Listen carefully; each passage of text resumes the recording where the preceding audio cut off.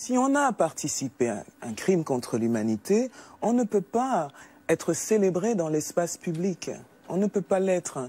Mais quand vous en prenez à Charles de Gaulle, est-ce que vous poussez pas le bouchon un petit peu loin? Écoutez, moi je vois Charles de Gaulle avec mon regard d'africaine. Hein. Oui. Donc la France peut tout à fait décider de le considérer comme un héros. Ah oui, la France libre. Voilà, la France peut considérer... Oui, la France libre dont la capitale était Brazzaville peut tout à fait donc décider de le considérer comme un héros. Il n'en demeure pas moins qu'il est à l'origine d'un grand nombre de crimes aussi. Et c'est important de préciser à quels endroits la société est aujourd'hui divisée. Nous sommes à la veille d'une longue guerre menée par la France aux indépendantistes. Une guerre qui n'osera jamais dire son nom. Un demi-siècle plus tard, cette guerre de libération perdue, au bilan lourd de plusieurs dizaines de milliers de victimes, demeure cachée, sans images et partiellement classée secret défense, puisqu'officiellement, il ne s'est rien passé au Cameroun. Nous nous rendons dans un village isolé du sud-ouest de la France pour rencontrer Max Bardet. Cet ancien soldat français a été envoyé au Cameroun entre 1962 et 1964 dans la région des Bamileke. Max Bardet parle des atrocités qu'il a vues. Les hommes, ils devaient les achever, et les femmes, ils les achevaient pas. Ils les laissaient mourir comme ça. Max Bardet était accompagné d'un officier de l'armée française. Ce que voulait voir cet officier qui était avec moi, c'était qu'il n'y ait surtout pas comment dirais-je, de gens qui puissent aller raconter ça et qu'on puisse impliquer justement, comme il y avait encore quelques militaires français, qu'on puisse impliquer la France dans ces affaires-là. L'ancien soldat dit comprendre la colère de nombreux Camerounais. Moi, je serais à leur place, j'en voudrais... Je serais moune et j'en voudrais aux Français. Enfin, j'en voudrais aux Français. Les Français ont continué de façon très discrète, en pilotant les opérations, puisqu'en étant vraiment massivement sur le terrain, à réprimer non seulement le mouvement nationaliste représenté par l'Union des populations du Cameroun, l'UPC, mais également les populations suspectées de soutenir ces mouvements qui étaient qualifiés de subversifs. Donc ça a été une répression à la fois très discrète, voire secrète, c'est-à-dire qu'en métropole, dans l'ex-métropole, en France, personne n'était au courant que ces opérations militaires étaient en cours. Des opérations à la fois donc très discrètes, très secrètes, et en même temps extrêmement violentes. C'est-à-dire qu'on est, à partir de 1960, dans des logiques de bombardement de villages, de rassemblement de centaines de milliers de villageois dans des villages de regroupement derrière des barbelés, une torture qui se systématise. Les gouvernements français actuels s'inquiètent des conclusions qu'on peut tirer de cette guerre, puisque cette guerre n'a pas été seulement un moment de répression, mais ça a permis d'installer un système de gouvernance, à la fois au Cameroun, mais plus globalement dans toutes les anciennes colonies françaises d'Afrique. Aller y regarder de plus près sur cette guerre implique également de s'interroger sur les conséquences à long terme pour beaucoup de pays. Et ça, je crois que ça inquiète beaucoup les dirigeants français, qu'ils soient de gauche ou de droite. Sur place au Cameroun, certains se souviennent encore de la période des massacres. Tadeye Melon a été le garde du corps du dernier grand leader historique de l'UPC, Ernest Ouandié. C'était vraiment une guerre sans pitié. Ils bombardaient sans connaître même si c'est un homme ou c'est un enfant. Ils bombardaient ça. Peut-être pour donner du contexte, justement, je pourrais citer la phrase de Pierre Messmer. Et dans ses mémoires, il dit cette phrase que je cite: « Nous avons accordé l'indépendance à ceux qui la demandaient le moins, après avoir éliminé politiquement et militairement ceux qui la demandaient avec le plus d'intransigeance. » En une phrase, il résume assez bien le contexte de l'époque, en effet. Et les mots sont choisis. Éliminer politiquement, puis militairement, c'est exactement ce qui s'est passé. C'est-à-dire que la France, le Conseil des ministres en France a interdit l'Union des populations du Cameroun. L'UPC est donc rentré en clandestinité et refusant d'abandonner le combat, la France s'est acharnée militairement, cette fois-ci, avec des vastes opérations militaires pour essayer non seulement d'éradiquer l'UPC, mais également toutes les populations accusées de les soutenir, de soutenir les nationalistes. Parce qu'il y en avait d'autres ? Parce qu'il y avait d'autres personnes, il y avait l'UPC, il y avait d'autres groupes. Mais surtout, non, l'UPC, qui avait été créé en 1948, avait mobilisé massivement les Camerounais autour des mots d'ordre d'indépendance, de réunification du Cameroun français et du Cameroun anglais. Et donc, effectivement, il y avait des dizaines et des dizaines et des dizaines de milliers de Camerounais qui soutenaient l'UPC. C'est dans les rapports de police de la France qui dit l'UPC jouit d'une popularité immense. Donc, pour essayer d'éradiquer, d'éliminer, comme dit Mesmer, complètement les velléités nationalistes, la France a engagé une guerre. Dans l'Ouest, la région la plus densément peuplée, des villages entiers sont rayés de la carte et leur population est décimée.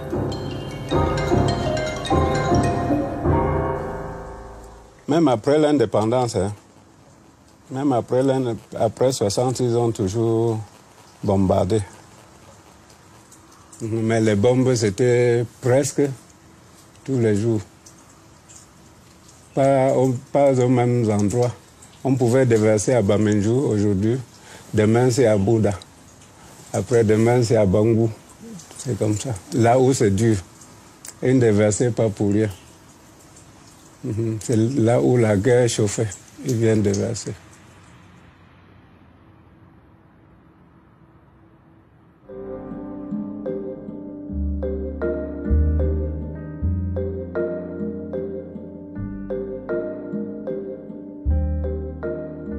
C'est là que les maquis commencent véritablement aussi à l'ouest du pays.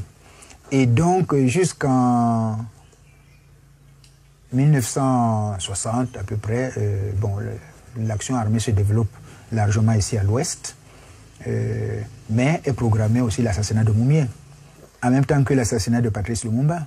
Alors ça c'est lié certainement à la deuxième conférence des peuples africains qui élit un comité comprenant notamment Boumendjel du FLN d'Algérie, Lumumba, Moumié.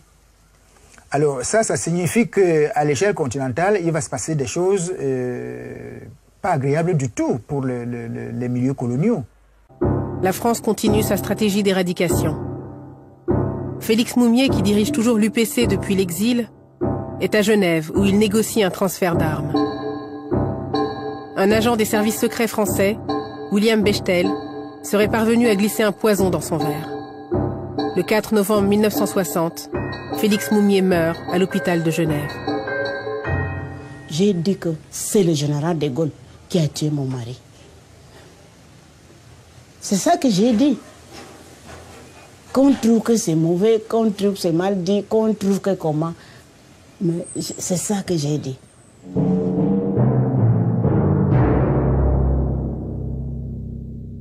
On a toute une série d'opérations qui vont du ratissage et du bouclage dans les années 60, en 1960, février 60, mars 60, mars 60 encore une fois, avec des noms comme Charlie, Echo, Épervier, Martinet, Gold, Juliette, etc. Il y a des opérations tant terrestres que par aviation. Le napalm a été utilisé au Cameroun. Le napalm a été utilisé au Cameroun, même s'il y a certains démentis pour la forme. Monsieur Mesmer ne pourra pas faire un démenti sérieux à ce sujet.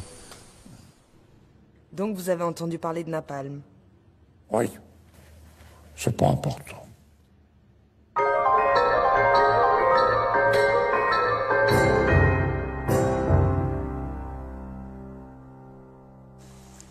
Nous, on disait que c'était l'acide. C'est le nom que nous, on connaissait. Qui déverse l'acide sur les gens. Parce que quand ça verse, ça te brûle. Ça brûle même les arbres comme ça, tout. Mais nous, on disait que c'était l'acide. Ouais. Lorsque De Gaulle s'était présenté à Conakry pour soumettre le projet de la communauté franco-africaine, Sékou Touré, qui l'a reçu, lui a dit clairement que, écoutez, la Guinée ne va pas s'inscrire dans cette histoire de la communauté franco-africaine. Le Guinéen Sékou Touré a le toupet de refuser la main généreusement tendue par la France.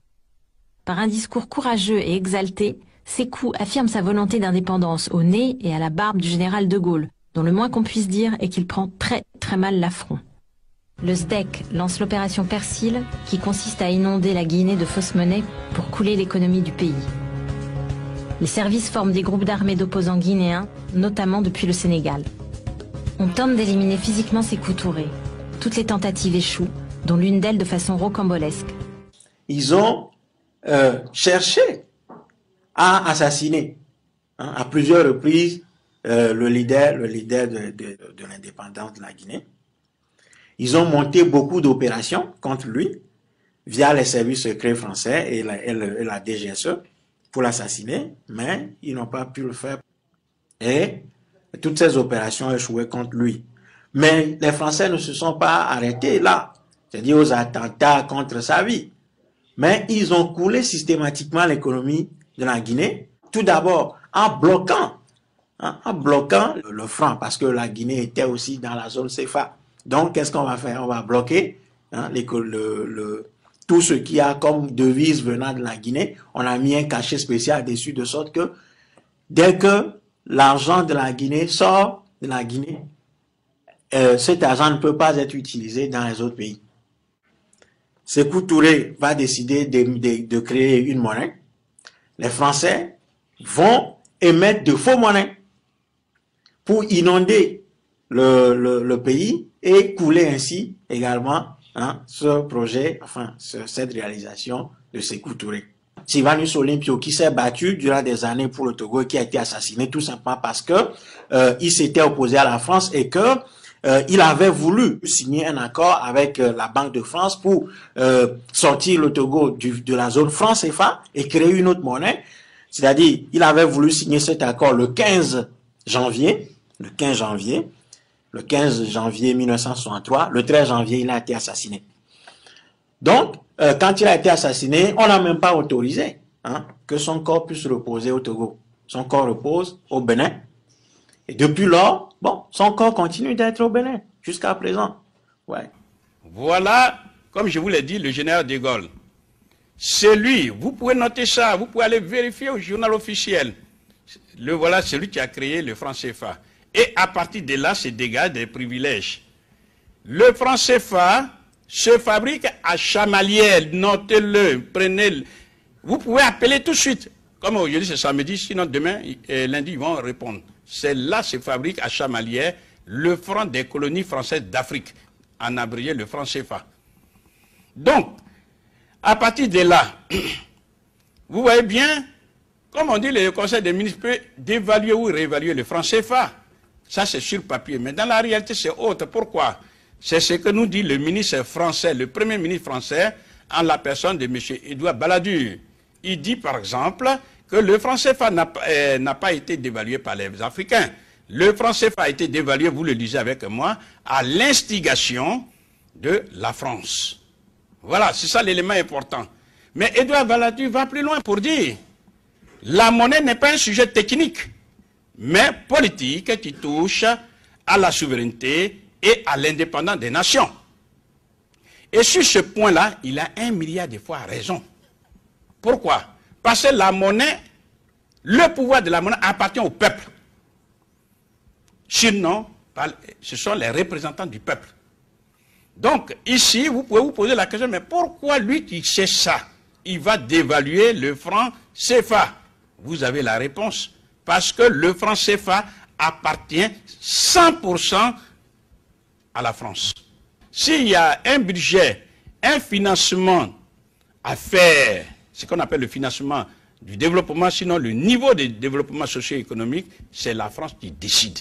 C'est la France qui impose aux pays africains de la zone franc un niveau de sous-développement socio-économique. C'est elle. C'est un système qui est un héritage colonial. Ça nourrit la France. Quelles sont les conséquences? Il y en a plein. Mais parmi les grandes conséquences, nous pouvons dire qu'il y a un blocage de l'industrialisation des pays de l'Afrique et de la zone franc CFA depuis 1945 jusqu'à ce jour. Pourquoi? Lorsque vous voulez vous industrialiser, vous voulez acheter ce qu'on appelle les équipements industriels, etc. Et puis, si vous voulez acheter aux Américains, eux, ils n'ont pas besoin de francs CFA. Ils ont besoin du dollar. On est d'accord? Alors, pour mémoire, comme le milieu est toujours hétérogène, on appelle devise toutes les monnaies du monde, sauf la monnaie du pays. Ça va? C'est ça qu'on appelle devise. Donc, si vos devises, c'est quand vous vendez, quand les Africains vendent à l'extérieur, qu'ils sont bloqués et qu'ils donnent leur devis à la France, ça veut dire objectivement, mathématiquement, scientifiquement, ils ne peuvent pas importer des biens d'équipement. Donc, ils ne peuvent pas s'industrialiser, ils ne peuvent pas transformer les matières premières chez eux. Et comme ils ne peuvent pas s'industrialiser, eh bien, tout naturellement, ils restent dans la pauvreté. Qu'est-ce que faisait les nazis? Il dit, vous, la France, apportez-nous les biens dont nous avons besoin. Et en contrepartie, on crédite votre compte, on met un signe plus. Voilà ce que nous dit M. Jean Boissonnat, brillant et journaliste, mais il n'est pas cité ici en tant que tel. Il est cité parce qu'il est membre du comité monétaire de la Banque de France. Regardez ce qu'il dit. Il dit, la zone franc a permis à la France de se fournir en certaines matières premières sans débourser de devises. Ça dit, ne paye pas. Pour mémoire, lorsque le Ghana va à la France est obligée de puiser dans ses réserves des devises pour payer le Ghana. Si la France veut achète des biens, par exemple, au Nigeria, ou du moins à tous les autres pays du monde qui ne sont pas membres de la zone franc, elle prend les devises et elle les paye. En ce qui concerne les 15 pays d'Afrique francophones de la zone franc CFA, sans débourser de devises, elle prend seulement son signe plus, elle les crédite. Voilà le système. Et je lui dis, bah oui, mais depuis que l'Afrique est libre, il n'y a plus de colonies en Afrique. Vous m'avez dit non. Il y a toujours. Et la colonisation n'est plus là, mais elle est toujours. Elle est là. Elle est là. Elle est dans la tête, mais elle est aussi économique. Elle est largement économique. Il suffit de penser au système du CFA qui est un racket d'une... S'il n'y avait plus de CFA, moi je ne suis pas sûre que la France elle ferait ça quand elle se tiendra en Afrique. Il faudrait peut-être que les Français dits de souche qui nous mettent sur des strapontins identitaires et qui nous disent que nos nationalités françaises sont des nationalités élastiques et puis on peut nous l'enlever, etc. Et qui disent à nos enfants qu'ils ne sont pas tout à fait d'ici, qu'ils les violentent sans cesse. Il faudrait peut-être leur dire que si l'Afrique arrêtait de nourrir la France, elle ferait moins le malin. Moi, je dis, elle emprunterait de l'argent à la Grèce, la Grèce actuelle. Et alors, moi, j'aimerais avoir votre avis sur ce qu'on appelle le grand homme, puisque c'est la grande référence politique française. Tout le monde se réclame de Gaulle. On est tous gaullistes. C'est souvent ce que les hommes politiques... En tout cas, certains hommes politiques... voilà. Et moi, j'aimerais connaître votre réaction. Comment vous voyez ce personnage ? Je vais être un peu iconoclaste, je pense. Vous pouvez. Déjà, je reviens quand j'étais petite. Je me suis toujours demandé pourquoi on chantait les louanges d'un monsieur qui n'était pas sur le front de la guerre. C'est très personnel. Je me disais pourquoi le général de Gaulle et pas le général Leclerc, puisqu'on me disait que le général Leclerc, lui, il avait été au combat. Donc, je ne comprenais pas trop. On m'a dit qu'il a fait de la résistance depuis l'Angleterre. Bon. Nous savons que le général de Gaulle, qui est une figure tutélaire ici, qui a certainement des qualités, et qui est grand au moins par la taille. Oui. Le général de Gaulle, qui donc se battait contre une occupation, n'avait aucun scrupule à occuper ailleurs. Donc, je ne peux pas avoir une admiration pour quelqu'un qui méprisait autant les miens. Je ne peux pas.